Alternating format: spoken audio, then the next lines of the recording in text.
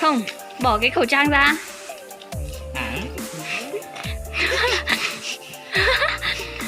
Không được làm như thế. Kiểu nào? Không được cười. Phải làm như kiểu rất là đói này, rất là mệt mỏi chứ. Thế có ăn mày nào mà cười tươi chưa? Đấy. Quay về đây. Chụp cái gì mà chụp lắm đấy nhỉ, bị điên à. Bây giờ đến tập lên rồi phải vượt rồi. Làm một động tác như thế ra. Điên không? Cái việc này xấu hổ á. Thế tóm lại người đóng vai ăn mày là ai? Này. Làm chính là Thế nhá. Là tôi á? Tôi đóng vai ăn mày á? Có một chút khổ sở như thế này mà. Mùa một cái kiểu tôi chỉ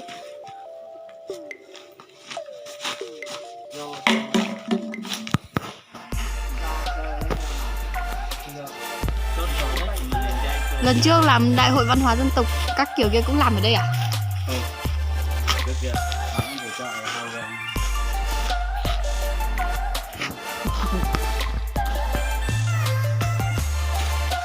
Không cần làm gì chứ, cậu chỉ cần làm bài chúng có.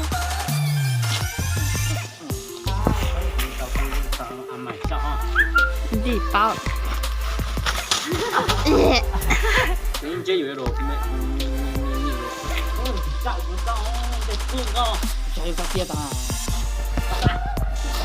Cái em đã ra nè.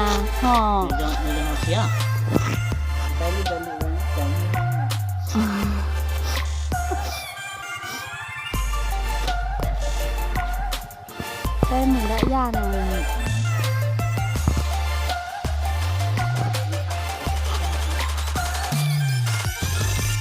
Nữa. Thế thì cần mặc làm gì nữa? Tôi á? Tôi làm cho nó giận á? Tôi làm gì?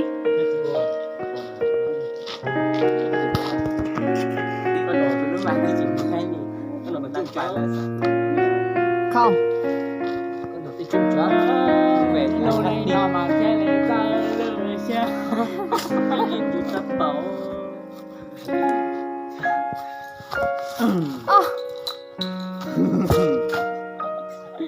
Hay nhỉ.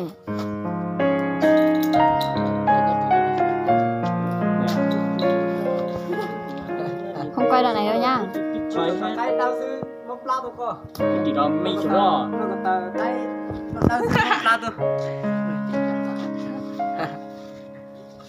Lôi cái quần đây đâu ra.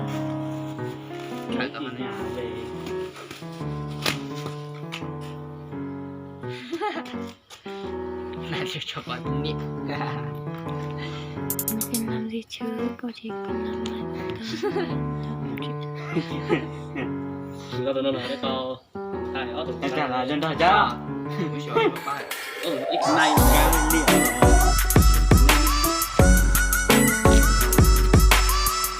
Đây là thằng em.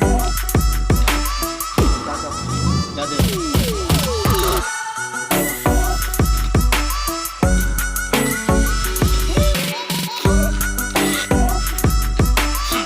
Thì mai diễn con mặc như nào nữa?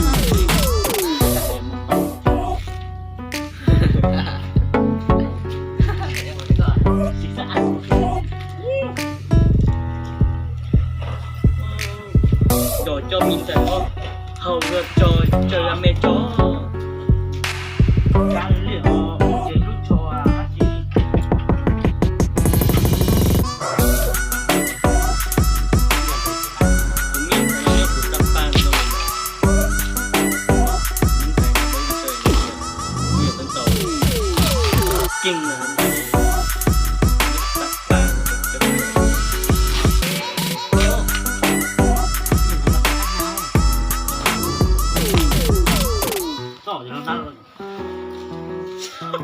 Mình có một hát mình.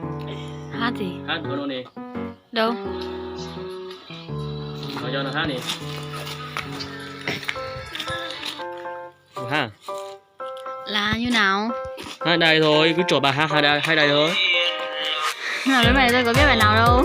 Cứ tìm chỗ đây. Người ta Bài gì? người ta luôn luôn là dòng Bài ở gì trường nhỉ? bên chợ bên trên đúng không? Rồi. Cảm ơn thầy cô.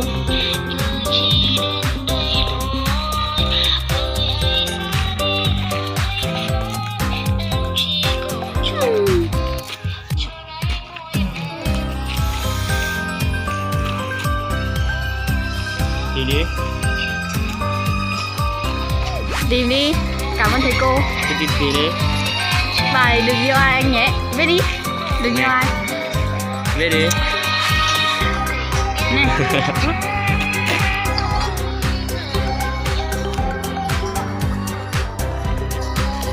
Rồi.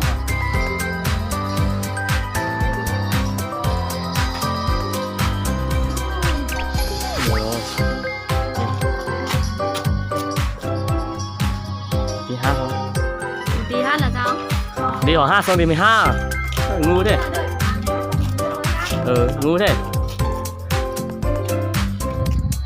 Con đó là hát mẹ.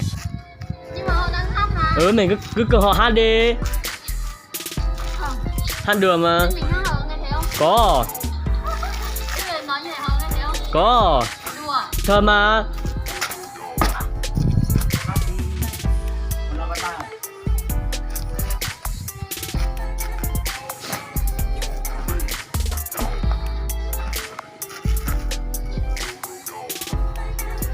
Chọc của mẹ.